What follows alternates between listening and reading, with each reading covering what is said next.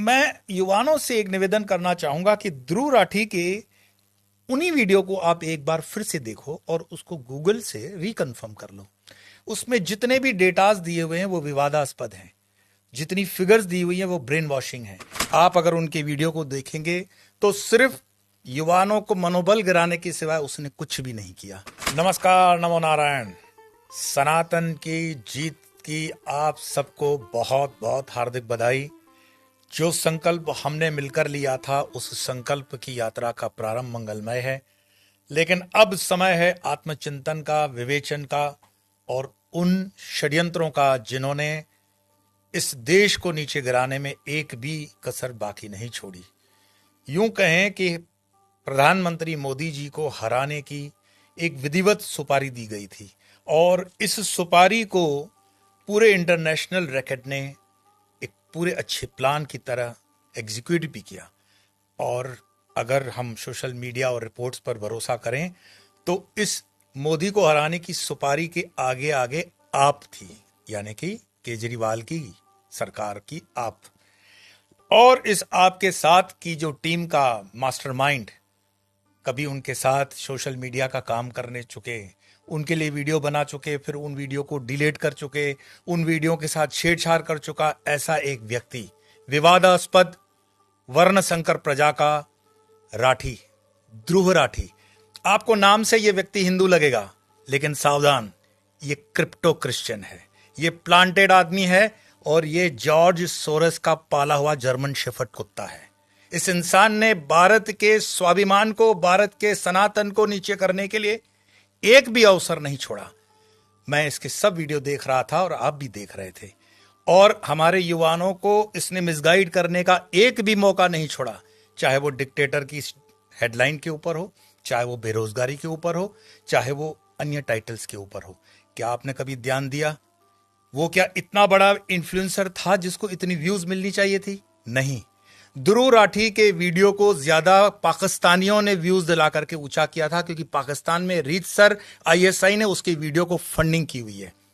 साथ साथ के जॉर्ज सोरेस के फंडिंग से ध्रुव राठी और टीम ने अपने काम को प्रो हिंदूवादी, एक सॉफ्ट हिंदुत्व का चेहरा दिखाने के लिए यही हिंदू नाम ध्रुव राठी का इस्तेमाल किया, जबकि उसकी पत्नी क्रिश्चियन है और उसके बाकी भी रिश्ते बहुत ही विवादास्पद हैं। आप अगर उनके वीडियो को देखेंगे तो सिर्फ युवाओं को मनोबल गिराने के सिवाय उसने कुछ भी नहीं किया। हाँ, सावधान इसलिए भी होना चाहिए कि आने वाले दिनों के अंदर यही मोदी को हराने वाली जो टीम प्लान कर रही थी, जिसने सुपारी दी थी, ये ध्रुव राठी को राजनीतिक नेता केजरीवाल की तरह भी प्लांट कर सकते हैं। लेकिन सावधान हो जाना है हमें, क्योंकि एक और केजरीवाल पैदा हो रहा है। भगवान करे कि हमारी एजेंसियां अपने अच्छे काम के लिए जैसे समय से काम कर रही हैं वो काम करें, और ये इस तरह के देशद्रोही, समाजद्रोही लोग जल्द से जल्द पकड़े भी जाएं। मुझे गर्व है कि हमारे सनातन भारत में आज भी कुछ ऐसे यूट्यूबर्स हैं जिन्होंने बहुत मेहनत करके उसके कब्र को खोदा और उसकी सारी डिटेलिंग पे कई वीडियोस भी बनाई। उसमें एल्विश यादव का भी नाम आता है। मैं एल्विश यादव को व्यक्तिगत रीत से भी बहुत धन्यवाद करूंगा कि जिस तरह का रिसर्च, एनालिसिस और रिपोर्टिंग उसने की है, काबिले तारीफ है। मैं जो आपसे कंटेंट आज शेयर कर रहा हूं उसमें ध्रुव राठी एक हिंदुत्व का चेहरा खुद को बताता है, लेकिन वो गेरुआ पहने हुए जो गमछे वाले हैं उनको वो छपरी कहता है। आप सोचो, वो जब औरंगजेब की बात करता है तो औरंगजेब को सेक्युलर कहता है, लेकिन छत्रपति शिवाजी महाराज को छत्रपति तक भी संबोधन करने में उसके जीभ में कीड़े पड़ते हैं। इसका मतलब आप समझ सकते हो कि उसको अपने स्वाभिमान, हिंदुत्व और राष्ट्रवाद पर कितना भरोसा और श्रद्धा होगी। ध्रुव राठी जैसा व्यक्ति एक वीडियो में कहता है कि अल्लाह अकबर कहने में कोई दिक्कत नहीं है, क्योंकि अल्लाह अकबर मतलब है भगवान श्रेष्ठ है। नहीं, यही इन्फ्लुएंसर लोगों का काम होता है। अल्लाह अकबर को गूगल करके आप ट्रांसलेशन देखोगे तो इसका अर्थ मात्र इतना है कि अल्लाह ही सर्वश्रेष्ठ है, बाकी तो हम गिनते ही नहीं है, दूसरा कोई है ही नहीं, अल्लाह अकबर बस। लेकिन ध्रुव राठी की नजर में ये सेक्युलर है। जो जय श्री राम कहते हैं उसको वो छपड़ी कहता है। क्या कारण रहा कि ध्रुव राठी को प्लांट करना पड़ा जॉर्ज सोरेस को? रीजन, ये कहानी स्टार्ट होती है 2004 से, जब यूपीए की सरकार पहली बार आएगी। फिर यह सरकार आने का कारण बना था, उसके पहले एनडीए के अंदर कुछ टीम वर्क ठीक न होने से अटल जी की सरकार रिपीट नहीं हो पाई। यही 2004 की सरकार यूपीए 2009 में फिर आती है और विदेशी ताकतों को लगता है कि भारत के अंदर पॉलिटिकल वैक्यूम होने जा रहा है, कोई नेतृत्व नहीं है। तब 2006 में ये फंडिंग करती हुई लॉबी $100 मिलियन जॉर्ज सोरेस ने इस देश को बर्बाद करने के लिए, मतलब 8,000 करोड़ रुपए का फंड अलॉट किया। और इस फंडिंग से पहला नेता, जिसको हम कहते हैं क्रिप्टो क्रिश्चियन, जब मैं क्रिप्टो क्रिश्चियन कहूं तो जीसस से इसको जोड़ना मत, क्रिश्चियन मिशनरी से जोड़ना। तो ये फर्स्ट क्रिप्टो क्रिश्चियन जो दिखाता है खुद को हनुमान चालीसा करता हुआ, केजरीवाल, उसको प्लांट किया जाता है पॉलिटिकल एरिना में एज अ नेता। 2006 से उसकी यात्रा आगे बढ़नी शुरू हो जाती है और विदेश में बैठे उसके आकाश ये कैलकुलेट कर लेते हैं कि लगभग 2014 में केजरीवाल किसी न किसी तरह से दिल्ली की सत्ता तक पहुंच ही जाएगा। और उसके लिए आम जनता का जो मुहिम था करप्शन के खिलाफ, मैं हूं आम आदमी, अन्ना हजारे, उस मुहिम को भी किसी तरह से हाईजेक कर लिया गया और जनता के दिल में, पढ़े लिखों के दिल में केजरीवाल के लिए जगह बना दी गई। केजरीवाल को अपना हिडन एजेंडा बिल्कुल पता था कि उसको क्या करना है, कब करना है, किससे करना है, कैसा करना है। यही कारण रहा कि पंजाब के चुनावों के अंदर भी उस पर जो आरोप लगे हैं कि उसने खालिस्तानियों से फंडिंग ली है, और वो कहने वाला भी उनका ही लीडर है, तो ये गलत नहीं है। लेकिन कहते हैं ना कि राम जी के राज्य में आप सोचो एक होता दूसरा है, मैन प्रपोजेस गॉड डिस्पोजेस। जब इन फिरंगियों ने जो प्लान किया था कि भारत देश पर वो एक देशी चमड़ी का व्यक्ति बिठाएंगे जो दिखेगा तो हमें हिंदू शेर, लेकिन उसके अंदर होगी क्रिप्टो क्रिश्चियन लोमड़ी यानी केजरीवाल, वो फेल कैसे हो गया कि गुजरात से बढ़ता हुआ असली शेर गिर का नरेंद्र मोदी जी आगे बढ़ते हुए सत्ता के गलियारों में प्रधानमंत्री बनते हैं 2014 में। 2014 में उनके प्रधानमंत्री बनते हुए भी, अगर आपको याद हो, अमेरिका ने उनको वीजा देने से उन वक्त मना कर रखा था। और इसके मजे कौन ले रहा था? राहुल बाबा की पार्टी। क्यों? मैं आपको बताऊंगा कि ये राहुल बाबा की पार्टी का भी जॉर्ज सोरेस से क्या संबंध है। मैं आपको प्रमाण के साथ बताऊंगा कि जॉर्ज सोरेस के लिए कभी मनमोहन सिंह, हाँ वही मूक मनमोहन सिंह जी की बेटी भी काम कर चुकी है। तो ये चोर मौसेरे भाई सब आपस में बंधे हुए थे। ये बहुत अच्छे से उन्होंने प्लान एग्जीक्यूट किया और हिंदुओं को ठिकाने लगाने के लिए राम मंदिर के ऊपर जो निर्णय आने वाला था उसको रोकने का हर प्रयास, आप जानते हैं, कपिल सिब्बल और टीम ने खूब किया। लेकिन राम जी की जो इच्छा थी वो सर्वोपरि थी। 2014 में मोदी जी के वहां पहुंचने के बाद भी फिरंगियों ने ये नहीं सोचा कि मोदी जी इतने खतरनाक प्रधानमंत्री हो सकते हैं, और मोदी जी ने वो कर दिखाया।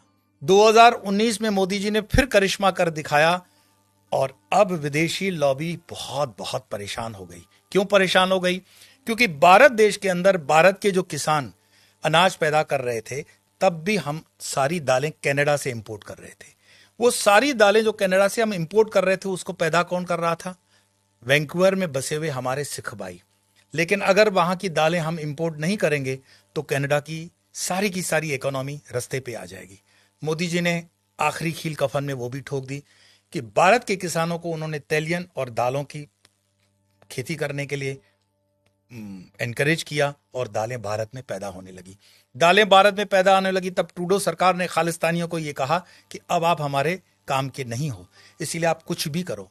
सीएए, एनआरसी और ये जो किसान आंदोलन आपने देखा, ये आंदोलन उसी फंडिंग का नतीजा था। एक बहुत बड़े षड्यंत्र के तहत रोड्स को ब्लॉक किया गया, जुडिशरी को इन्फ्लुएंस किया गया, और इसमें कुछ पत्रकार, हाँ हिंदी पत्रकार भी इसमें शामिल हैं, जिनको मैं बोलता हूं लिब्रांडू। ये लिब्रांडुओं ने पैसे लिए और उन्होंने सॉफ्ट हिंदुत्व दिखाते हुए ऐसे दिखाया कि जैसे मोदी सरकार बहुत अन्याय कर रही है, और हिंदुओं से उनके वोट काटने की पूरी कोशिश की गई।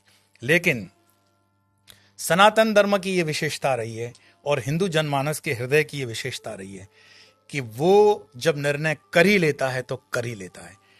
ये बहुत निर्णायक चुनाव था 2024 का। अगर 2024 का चुनाव मोदी जी कहीं थोड़ा आगे पीछे हो जाते तो भारत अपने आप स्वतः ही गुलामी की जंजीरों में जकड़ने की शुरुआत कर लेता। कैसे? अगर आपको याद हो तो वो वीडियो देख लो जिसमें केजरीवाल कहता है कि अगर आपने मुझे वोट नहीं दिया तो मुझे जेल जाना पड़ेगा। उसको जेल जाना ही था, जाना ही पड़ेगा और गया भी।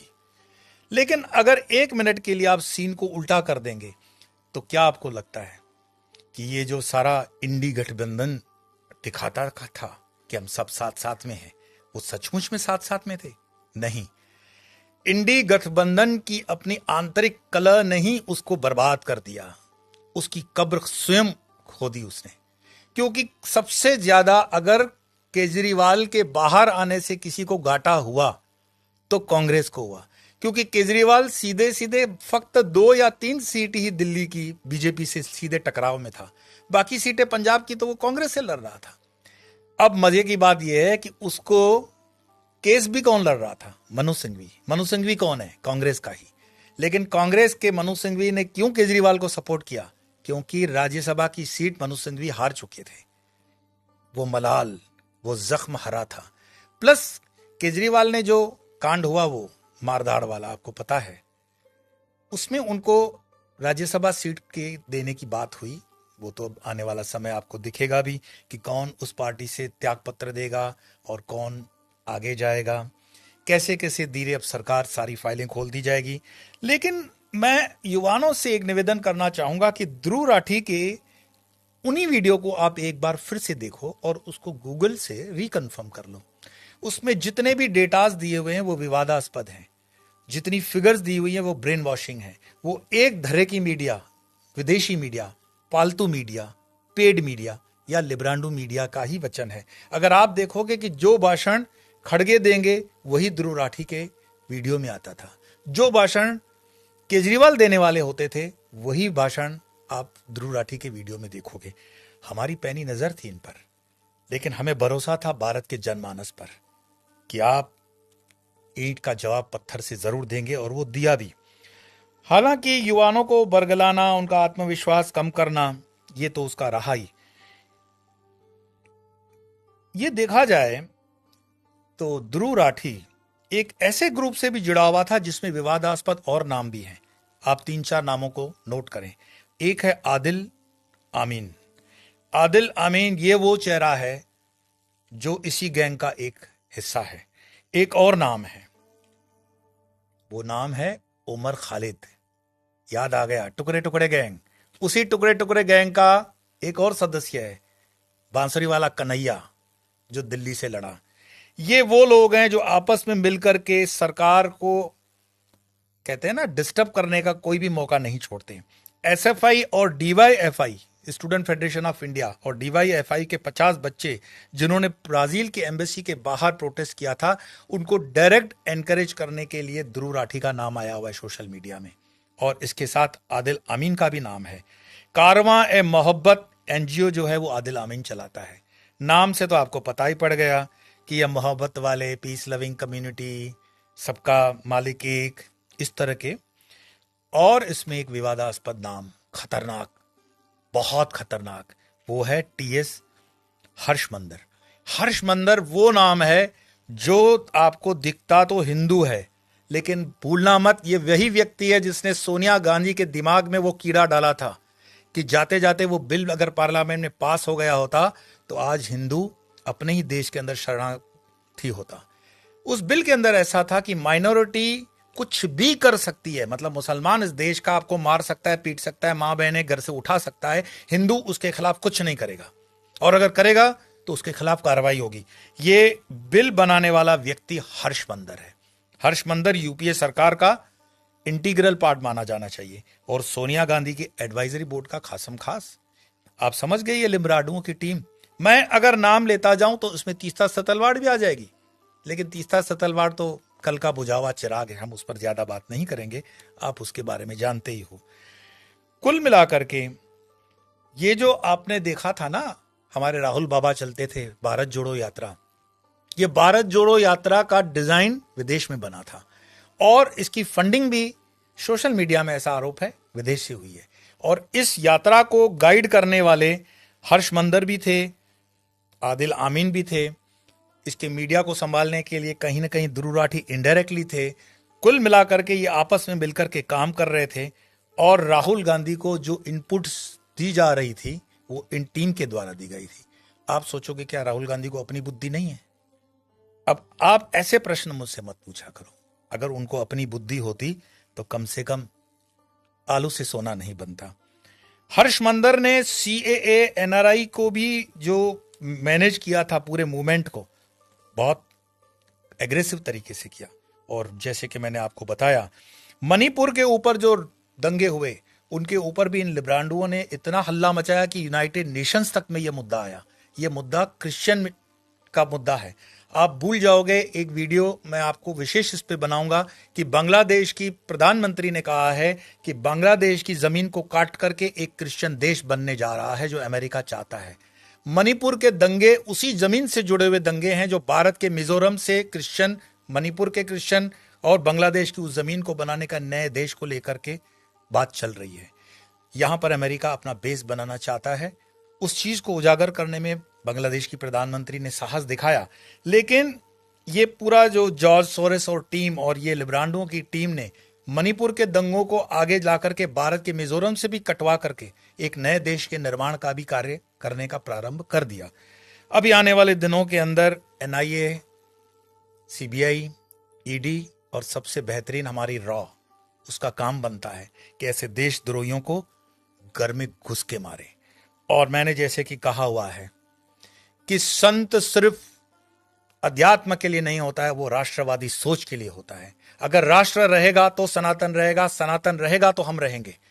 अगर ये भगवा पहनना का अगर अधिकार हमें मिलता है तो ये सनातन भूमि पे मिलता है। और इस भूमि के लिए हर संत को भी राष्ट्रवादी विचारधारा का होना चाहिए। ये मैं आपके विवेक पर छोड़ता हूं।